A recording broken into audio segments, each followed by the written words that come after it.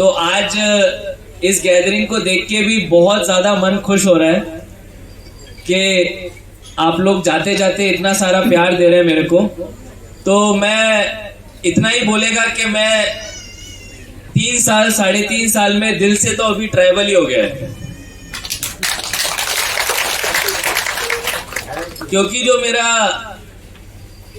Lifestyle भी है वैसा हो गया है, जो लोगों के साथ बात करने का तरीका है वो भी हो गया है, अप्रोच भी बड़ा चेंज आया है। लोकल लोगों की तरह जैसे आप लोग जो दिल में होता है बोल देता है, मैं भी बोल देता है। अभी जम्मू कश्मीर में भी 2-3 सीनियर लोगों से बात कर रहा था तो मुझे लगता है थोड़ा खराब भी पा गया क्या, क्योंकि बोलने का तरीका भी ऐसे ही है। आप क्या कर रहे हैं, आप कैसा है, तो वो लोग भी बोला अच्छा ठीक है, मतलब अटक सा गया वो, थोड़ा सा ना कंफ्यूज हो गया कि ये कैसे बोल रहा है। तो ऐसा एक गहरा छाप छोड़ा है बुरदुम्सा दायून और पूरे चांगलांग डिस्ट्रिक्ट ने मेरे ऊपर, और जितना प्यार मिला है उतना क्या बोले उतना कम है। ऑफिसर की लाइफ में जो पहली पोस्टिंग होती है वो सबसे ज्यादा यादगार होती है, सबसे ज्यादा मेमोरेबल होती है, क्योंकि जैसे मटका होता है तो उसको आप पहली पोस्टिंग में जैसे बना देगा उसके बाद वो वैसा ही बन जाता है। तो हम लोग अपने शुरुआत के करियर में जो चीजें सीखते हैं, जो चीजें समझते हैं, उन्हीं चीजों की तरह हम लोग भी ढल जाते हैं और आगे लाइफ में भी उसी अप्रोच के साथ काम करते हैं। तो अगर एक लाइन में मैं बोलूं कि मैंने क्या सीखा और मैं किस चीज की तरह ढला हूं आप लोगों के साथ रह के, वो है कि किस तरह से लोगों के पास जाके उनके साथ बैठ के उनका घर का हिस्सा बन के उनकी परेशानी समझ के सबसे सिंपल और सबसे एफिशिएंट तरीके से उनकी प्रॉब्लम को सॉल्व करना। ये एक लाइन में मेरे पूरे 3-3.5 साल की लर्निंग है कि किस तरह हम लोग लोगों के दिल को टच करके उनकी परेशानी को समझ के सॉल्व भी कर सकता है, क्योंकि जितना लोगों से बात करता है उतना भी प्रॉब्लम का सॉल्यूशन भी अपने आप आता जाता है। कई बार लोग बड़ा फैंसी बात करता है, पीपीटी दिखाएगा, ये करेगा वो करेगा। फील्ड पे तो मैंने देखा है आम आदमी का जानकारी उसको सब पता है, उसको बस आपसे ठीक गाइडेंस चाहिए। और कोई भी काम जो हम करता है अगर उसमें पब्लिक सपोर्ट नहीं है, उसमें जितना भी पैसा डाल दो उसमें कोई फायदा नहीं।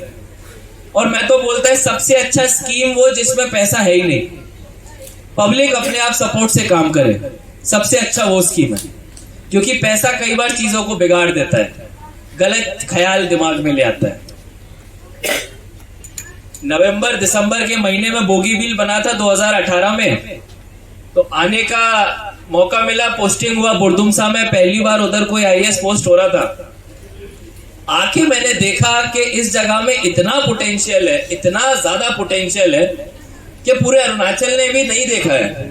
न्यूज में कोई लोग सुनता होगा कि हाँ बुरदुम्सा दायून है, कोई जगह है, उनको नहीं पता है कि कितना इधर मैन पावर का रिसोर्स है, कितना इधर का जमीन अच्छा है, कितना एक सेंट्रल लोकेशन है, पूरा का पूरा अपॉर्चुनिटी से भरा हुआ ये जगह है। फिर इधर आके लोगों से मिला, लक्ष्मण जी भी आए मेरे पास सर्किट हाउस में, पूरा उस समय तो किसी को मिला भी नहीं था, इन्हीं से पहली बार मुलाकात हुआ, पूरे डिस्ट्रिक्ट के बारे में बताया, जगह के बारे में बताया, कितने सारे अपॉर्चुनिटीज हमारे हाथ में थे और किनको हम पा सकते थे लेकिन नहीं पा रहे थे। और उसके बाद over the course of time आप सबसे मिलने का मौका मिला। ऑनरेबल सर भी आए, उस टाइम पे पहली बार मुलाकात हुई तो मैं रिटर्निंग ऑफिसर बना, और धीरे धीरे इलेक्शन ऑफिसर को भी समझ में आ जाता है कि हवा किस तरफ जा रही है। बट एज ऑफिसर तो हम लोग हमेशा एक न्यूट्रलिटी की तरह और सबको बराबर करने से ही हो जाने से हो गया, तो उसी अप्रोच के साथ चला। और बाद में सर के साथ 1 साल 1.5 साल काम करने का मौका मिला। शुरुआत से ही सर ने जो फ्री हैंड दिया, उसके बाद मुझे तो नहीं लगता कि उस तरह का फ्री हैंड कहीं अरुणाचल में मिलता है, बिकॉज उनका फंडा क्लियर है। आपको जो भी काम करना है आप फुल फ्रीडम के साथ करो, बस ये है कि पब्लिक का नुकसान नहीं होना चाहिए, मुझे जानकारी दे दो कि क्या कर रहा है, क्या प्लान है। कई बार सजेशन आ जाते थे जिससे कि हम भी सीखते थे, क्योंकि बोलने को तो कोई बोल देगा अरे मैं तो आईएएस ऑफिसर है, मुझे तो सब आता है, ऐसा बिल्कुल नहीं है।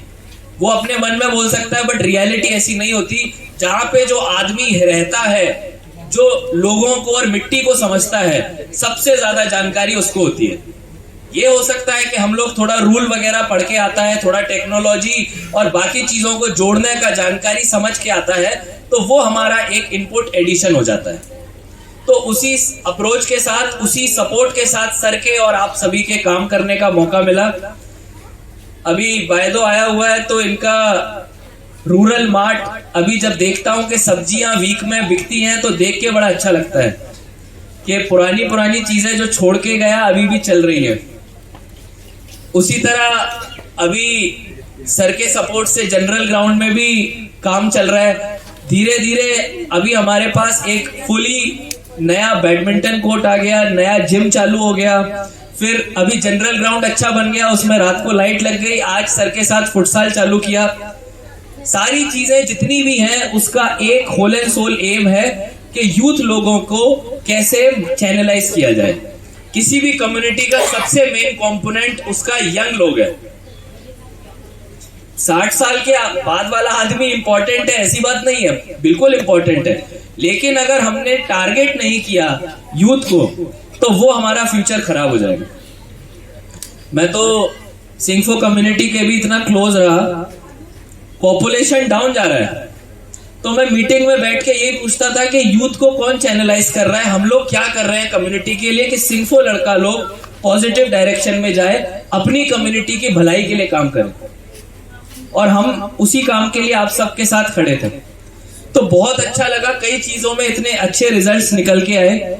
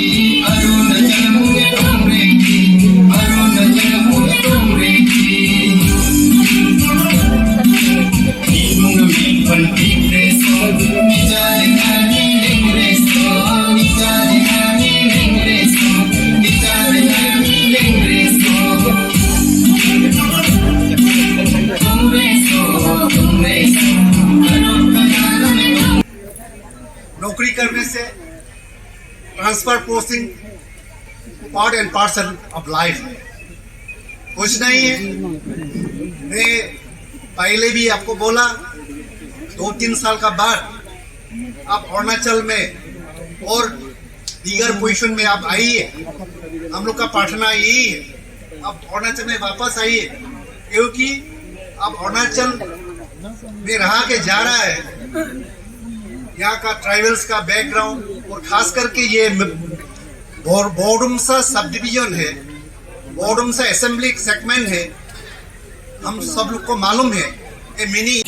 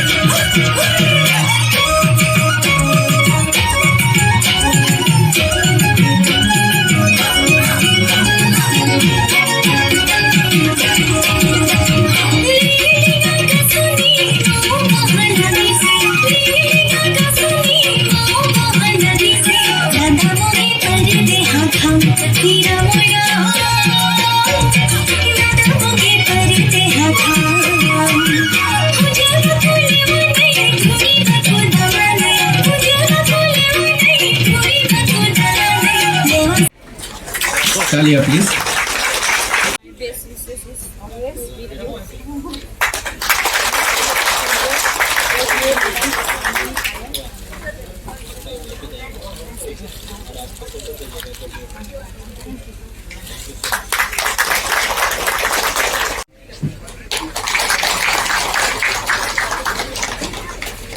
आदिवासी community,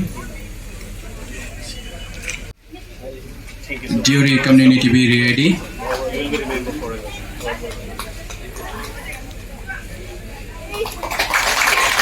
Diori community, Hajong community, Lavla.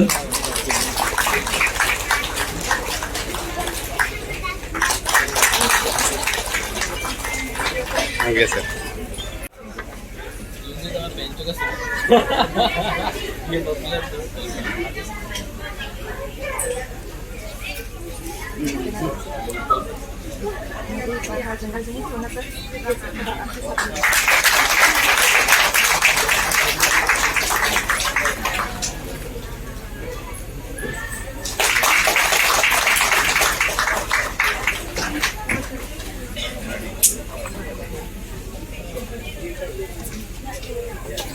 Sir.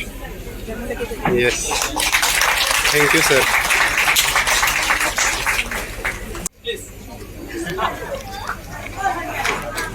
Please clap. I should not request you all to give a clap.